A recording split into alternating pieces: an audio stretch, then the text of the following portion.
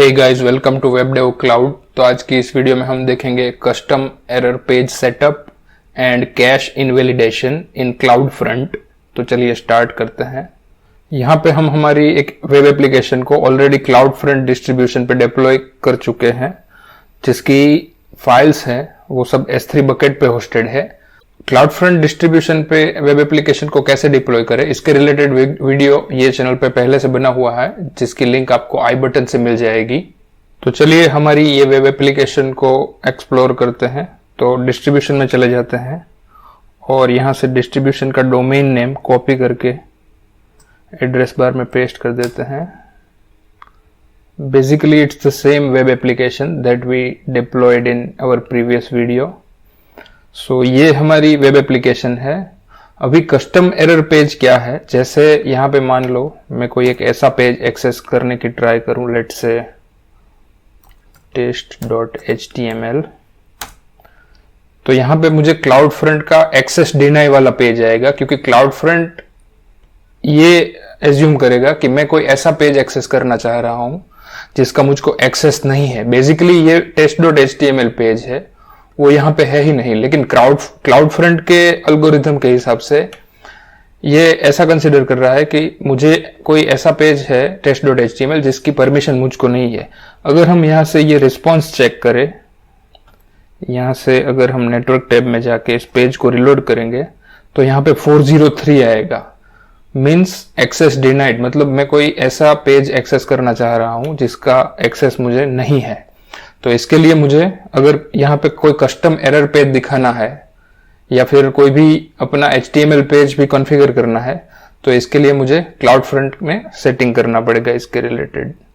तो इसके लिए चले जाते हैं क्लाउड फ्रंट में और यहाँ पे एक ऑप्शन है एरर पेज, और यहाँ से मुझे क्रिएट करना रहेगा एक custom error response related page. तो यहाँ से क्रिएट में चले जाते हैं और यहाँ से HTTP एरर कोड, अभी यहाँ पे अगर हम देखें तो हमारा एरर कोड है 403, मीन्स एक्सेस डिनाइड। तो हमें जो एरर पेज सेट करना है वो ये 403 पे सेट करना है, फॉरबिडन पे। और यहाँ पे TTL डिफॉल्ट रखते हैं और कस्टमाइज एरर पेज, तो उसमें येस लिख देते हैं। और अभी हमें यहाँ कौन सा पेज चाहिए जो कि S3 में होना चाहिए। तो एरर का जो पेज है वो हम लोकल मशीन में जाकर पहले क्रिएट कर लेते हैं, फिर उसको S3 पे अपलोड करके उसका जो पाथ रहेगा वो हमें यहाँ पे कॉन्फ़िगर करना है। तो यहाँ पे ये जो वेब एप्लीकेशन है उसकी सारी फाइल्स है। यहाँ पे हम एक कस्टम error.html पेज बना लेते हैं और उसमें सिंपल सा कुछ लिख देते हैं। Let's say this is custom error file और लेट्स से पेज। अब ये error.html पेज है वो यहाँ पे हमने बना दिया है और यही इसी पेज को हमें S3 बकेट पे अपलोड करना है यहाँ पे। तो अपलोड, और यहाँ से ये जो error.html पेज है उसको यहाँ पे ड्रॉप कर देते हैं और अपलोड और क्लोज। तो अभी ये हमारा error.html पेज है वो S3 बकेट पे अपलोड हो चुका है। अभी हमें इसका जो पाथ है ये बेसिकली रूट डायरेक्टरी में ही है, हमारा जो बकेट है उसके रूट डायरेक्टरी में ही है, रूट में है।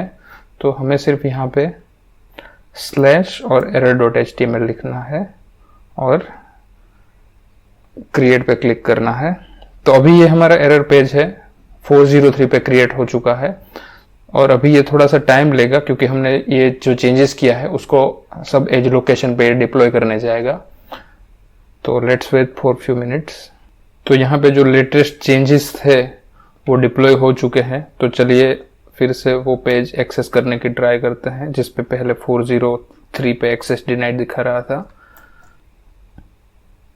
अभी भी रिस्पॉन्स 403 ही है, लेकिन यहाँ पे 403 रिस्पॉन्स पे हमने कस्टम एरर पेज को कॉन्फ़िगर किया था और उस पे ये जो मैसेज लिखा था, तो वो हमारा कस्टम एरर पेज है वो यहाँ पे विजिबल हो गया है। अब यहाँ पे जितने भी 403 रिलेटेड रिस्पॉन्स आएंगे उसमें ये सेम पेज विजिबल होगा।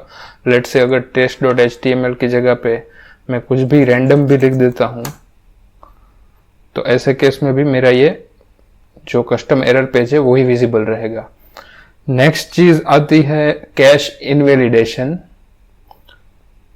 तो अगर लेट से ये जो वेब एप्लीकेशन की फाइल्स हैं उसमें कोई भी फाइल में अगर मैं कुछ चेंज करता हूं, लेट से index.html में चले जाते हैं और पहले चेक कर लेते हैं ब्राउजर में कि index.html पे कहाँ पे क्या लिखा हुआ है। तो यहाँ पे लिखा हुआ है मोबाइल वॉच और कैमरा। यहाँ पे मैं मोबाइल की जगह पे कुछ मोबाइल फोन्स ऐसा लिख देता हूँ। तो इस पे चेक कर लेते हैं कहाँ पे लिखा है।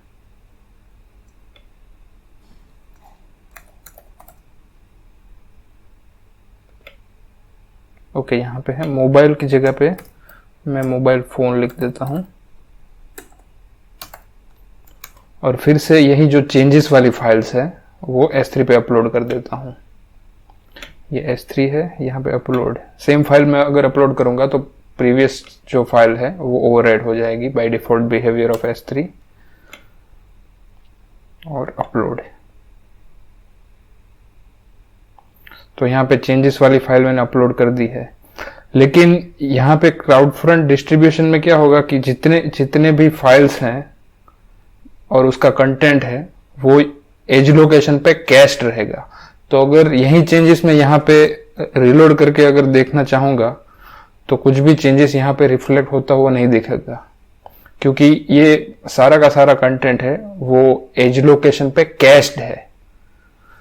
तो इसके लिए मुझे क्या करना पड़ेगा कि ये जो कैश है उसको मुझे इरेज करनी पड़ेगी, इनवैलिडेट करनी पड़ेगी। तो इसके लिए क्लाउड फ्रंट में एक प्रोविजन है इनवैलिडेशंस, और यहाँ पे हमें हर बार जितनी बार भी हम हमारी जो एप्लीकेशन की फाइल्स है कोई भी फाइल्स में चेंज करते हैं तो वो फाइल से रिलेटेड हमें कैश का इनवैलिडेशन क्रिएट करना रहता है। तो यहां से चले जा क्रिएट करते हैं इनवैलिडेशन, और यहाँ पे एग्जांपल में दिखाया गया है कि जो भी फाइल्स का आपको इनवैलिडेशन क्रिएट करना है बेसिकली आपको उसका पाथ यहाँ पे देना है। तो हमारी जो फाइल है जिसमें हमने चेंज किया है वो है index.html।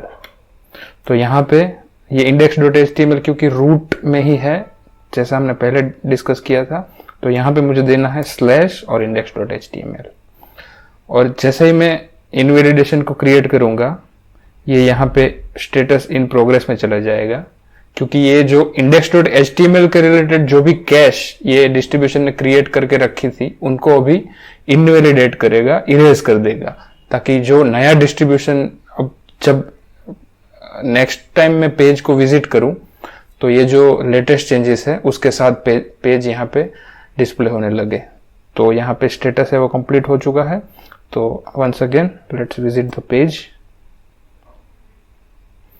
तो यहाँ पे मेरा जो चेंजेस है वो रिफ्लेक्ट हो गया है। सपोज फॉर एग्जांपल यहाँ पे मैं 2-3 फाइल में एक साथ चेंज करता हूँ। लेट्स से कॉन्टेक्ट पेज है उसमें भी यहाँ पे कॉन्टेक्टस 1 2 3 4 लिख देता हूँ और error.html में भी कुछ चेंज कर देता हूँ। लेट्स से 1 2 3 4 या कुछ भी रैंडम। और लेट्स से ये JS पेज है उसमें भी ये जो कस्टम JS है उसमें मैं यहाँ पे कुछ console log कर देता हूँ .log और टेस्ट। तो यहाँ पे मैंने मल्टीपल फाइल्स को चेंज किया है, तो ये फाइल्स मैं वहां पे जाके फिर से अपलोड कर देता हूँ S3 बकेट पे। तो ये S3 और चेंज फाइल है कॉन्टेक्ट,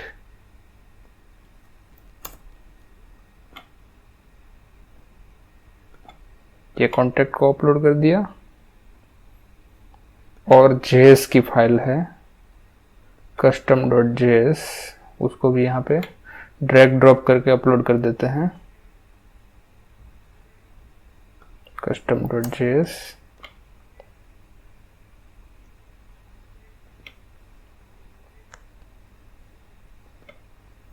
दोनों ही फाइल अपलोड हो चुकी है।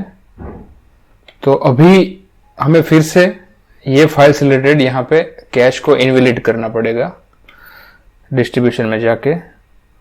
तो फिर से यहाँ पे चले गए इनवैलिडेशंस में और क्रिएट इनवैलिडेशन। अभी अगर सपोज ऐसा केस है कि मुझे नहीं पता कि डेवलपर साइड से कौन कौन सी फाइल्स हैं वो चेंज हुई है, तो ऐसे केस में मैं सभी फाइल्स के लिए कैश को इनवैलिड करा सकता हूं बाय पुटिंग /n*। सो जितनी भी फाइल्स है बकेट के अंदर वो सारी फाइल्स के लिए कैश है वो इनवैलिडेट हो जाएगी। तो क्रिएट इनवैलिडेशन, थोड़ी देर के लिए स्टेटस इन प्रोग्रेस रहेगा क्योंकि हम सभी फाइल्स के लिए कैश को इनवैलिड कर रहे हैं, तो इसके लिए थोड़ा सा ज्यादा टाइम लेगा। तो हमारा कैश है वो स्टेटस है वो कंप्लीटेड हो चुका है। तो अभी यहाँ पे जाके कॉन्टेक्ट के पेज में चेक करते हैं हमारा चेंजेस।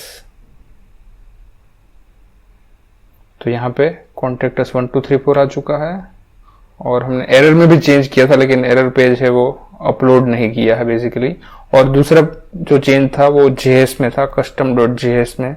तो यहाँ पे कंसोल में भी हमारा जो चेंज है ये टेस्ट वाला वो आ चुका है custom.js लाइन 7 पे से। तो वो भी यहाँ पे देख सकते हैं console log टेस्ट जो कि हमने यहाँ पे चेंज किया था वो।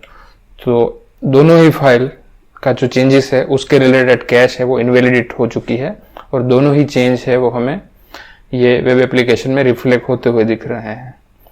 तो ये था how to create cache invalidation and how to set up custom error page on CloudFront। I hope आपको ये वीडियो इंफॉर्मेटिव लगा होगा।